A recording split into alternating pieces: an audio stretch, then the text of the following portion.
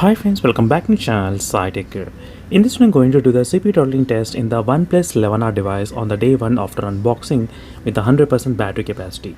Right now as you can see from this 100% battery, right now the phone is charged, and right now I'm going to do the CPU throttling test in this device for the first time after unboxing, and I did upload a couple of videos on the nano benchmark test and the geek benchmark.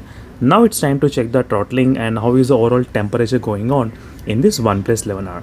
And while performing the test, I'll be using with the 100 threads and 15 minutes of time. That's the normal test results which I'll try to use every time. These are normal. In every video I'll try to use the same kind of settings, 100 threads and 15 minutes, so that you guys can actually see the difference between one phone with other phone in most of my videos.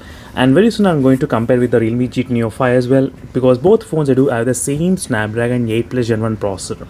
I need to check regarding the temperatures, which phone will be having what kind of high temperatures. That's the main reason I'll try to compare both phones side by side very soon.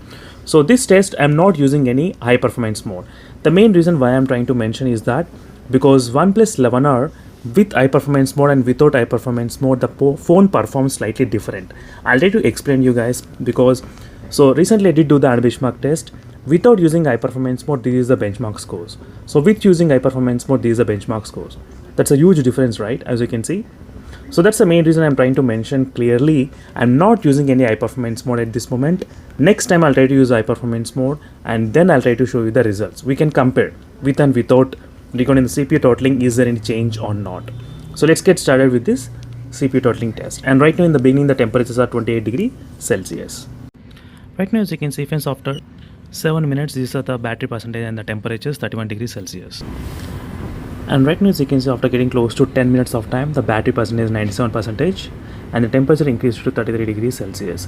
And this is a test I'm trying to do without using any high performance mode. Try to remember, because with using high performance mode we might get slightly different results and different temperature output as well.